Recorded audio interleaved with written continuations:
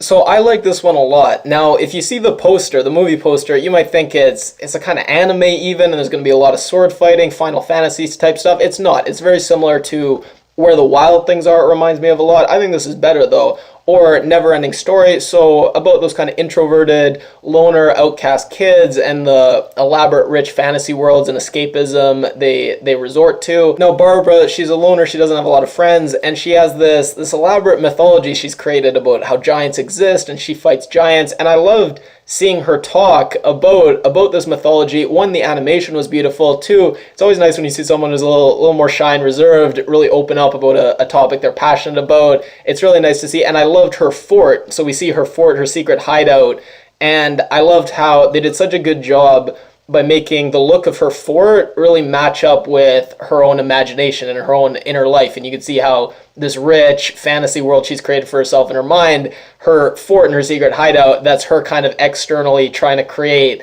this same kind of fantasy world paradise. I really liked her interactions with her counselor. Now the pairing of an intelligent, sensitive, and good-hearted, but kind of standoffish and isolated youth with a caring, compassionate, and also very wise guidance counselor. It's cliche at this point, but I really like the casting. I like their interactions together. And what I loved was there was enough ambiguity here where I think different people are going to interpret and different things are going to jump out at them. So for me, her isolation, the bullying, the somewhat superiority complex she seemed to have, where she not letting people in, pushing people away, that's what I related to. Other people, they're going to see the grief and the trauma and the coping mechanisms. So I think that they left it ambiguous where different things are going to jump out to different people, and I think that's great. And the actress that played Barbara, I can't say enough about her performance because I don't think she was given a particularly likable role. So she said a lot of things she said to people, the way she treated people, it wasn't great. So she wasn't given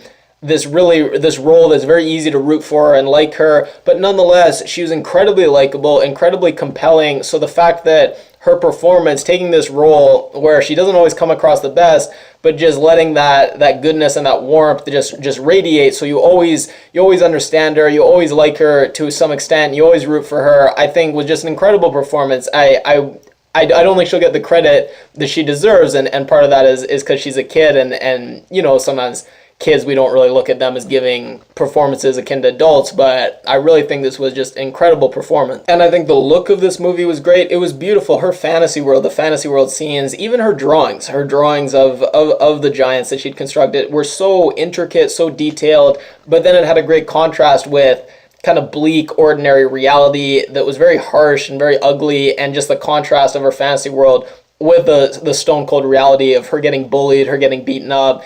It was great to contrast those things. And little things they did, the bully who was targeting her, she didn't look like a typical Mean Girls cheerleader bully type. It was a different kind of look, and I thought it matched the movie much better. I really liked how they included her brothers are playing video games, and again, just the contrast between her rich mythology and fantasy world and the video games. They think they're playing Halo, and just the crass, sexualized trash talk. I thought, again, just great contrast that the movie always was setting up. And her relationship with her friend, I thought it was very sweet and also kind of tragic. You start to see how when someone keeps people at a distance, when they finally let their guard down, let someone in, and then oftentimes they can drive away that friend with their own crappy behavior, but when their friend lets himself be driven away, you still feel a bit betrayed, and that only makes you feel even more entrenched in your belief that other people are bad, you shouldn't trust them, you shouldn't let them in. That just makes you more standoffish, more likely to treat anyone else you let in the future worse. So again, it's just a vicious cycle, and you saw a bit of that here. And then some other things that the movie just made me think about. One was how when you're intelligent as a kid and you feel like your peers, they don't really recognize and they don't really appreciate, you can often feel very underappreciated. And I loved how in her mind she's saving the town from giants, and she's the town hero, and that's just contrasted with how people actually treat her and look at her, where she's just a bit odd and a bit troubled even. So it's just that great contrast between when you're smart and you feel you have this potential and everything to offer, but you feel other people don't recognize it. This was just magnified and kind of made literal in this movie. Oftentimes I feel like different fantasy elements, whether it's aliens and space exploration, whether it's superheroes, whether it's the apocalypse, zombie apocalypse, a lot of times when these things are really important to people and people really identify with these things, it can indicate some kind of problem with reality, and that's kind of cliche, but it can be a problem with grief and loss and not being able to accept that, or it can just be a problem with your lot in life and feeling like, being not popular at school and feeling like you're not going to be popular for the rest of your life. That can be so hard. One fantasy would be to just become popular, but another fantasy would be aliens come to Earth and suddenly you being popular doesn't matter anymore because there's aliens. So all these silly things that you're on the bottom of and feel so important, if there was a zombie apocalypse, well then no one would care that you're not a jock and you're not on the basketball team, and all these other things wouldn't matter. So now I'm going to talk about something that wasn't my favorite part of the movie. It is a bit of a spoiler, so I'm going to go to spoilers. Now, first spoiler, this isn't something I didn't like. This is something I really liked, when the bullies are smashing up her secret hideout.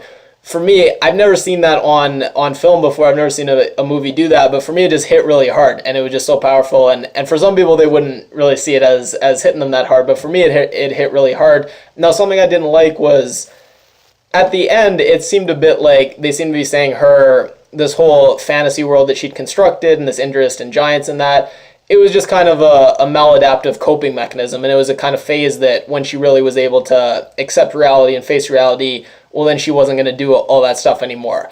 Now, that's at least how I interpret it. Maybe there's other interpretations, but I just feel like I wish the interpretation was that the problem wasn't her having this fantasy world and being imaginative. No, the problem was her keeping people at a distance and looking down on people and having this superiority complex and thinking other people are dumb and thinking she was smarter and superior and having this contempt for other people. And I wish the ending could have been her still being a similar person and still having this interest and still having this passion, still being weird and still being quirky, but no longer feeling she had this chip on her shoulder, no longer letting bullies get to her, and no longer having this kind of animosity towards people. I just wish that was the message, rather than the message that, well, fantasy, it's all well and good, but it's just kind of something you'll grow out of, and it stems from not being able to accept loss or grief, which that's something some people believe, but I just wish it had a different message at the end, but that's a minor nitpick.